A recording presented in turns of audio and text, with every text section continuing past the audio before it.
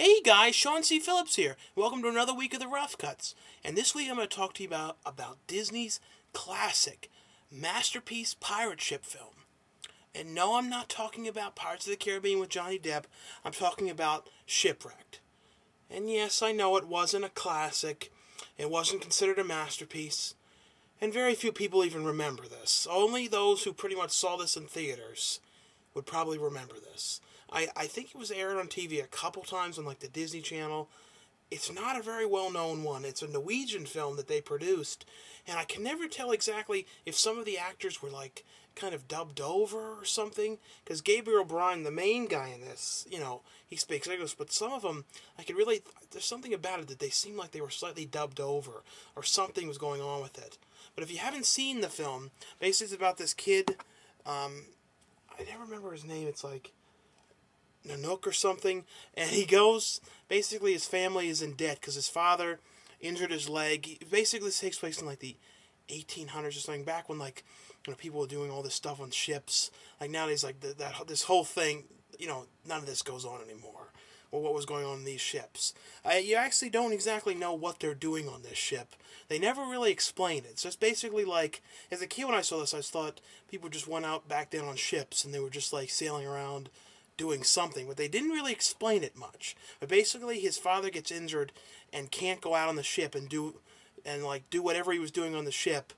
I guess they were traveling or bringing something to one place to another, but he can't do it, and they're going to end up selling off the house and the land where they live. So his son goes out and, pays off the debt to try and, save the family farm. So he ends up going on the ship, and it turns out on the ship, the captain ends up getting poisoned and killed by Gabriel Byrne's character, who goes on the ship under, like, as a spy. He's a pirate that's going to take over this ship and use the ship for bad deeds.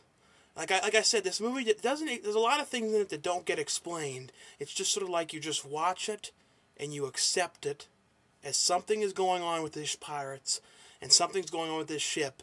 You don't know what. They're just like, throwing ropes around and sailing, and talking about things and having issues. But nothing is explained. So if you want a whole lot of things explained, it doesn't happen in this. And if it was explained, I never picked up on it after watching this film since like 1992. But I actually remember too seeing this in the theaters.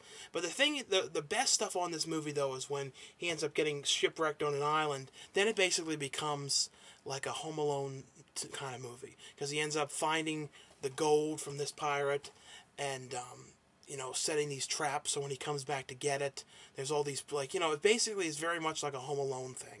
This is definitely a movie to check out. Like I said, it's a little weird, but it's a very cool Disney film. It has very, very good music, really good cinematography, and it's basically Disney's shit-on pirate film that no one's watched. But like I said, I remember seeing this in theaters. I remember after I saw it, I was like, Daddy, I want to go and get Legos. And the Lego Pirate Legos. So I would never forgot seeing it and having to go right afterwards to Toys R Us and get the Lego Pirate Ship Legos with the gold. It was very strange, but it's one of those memories that I just never forgot. Well, thanks a lot for watching the Rough Cuts this week. I'll see you next week. And this is another thing for anyone interested. I made a group on YouTube, like an event group, Facebook event group about a film that I'm going to be acting in called Boner Academy. Yes, but it's a Revenge of the Nerd style film in a college campus, and they're looking for funding for that right now to bring in B-movie actors and whatnot. So if any of you are interested in producing that and helping with that, the info is on the side of this video, and those who produce the film get their name on the credits and on IMDb. They are able to write lines of dialogue, a line of dialogue for any character they want, as well as having their name said in the film and like websites plugged or anything like that. Anyway, though, so check that out, and I'll see you next week.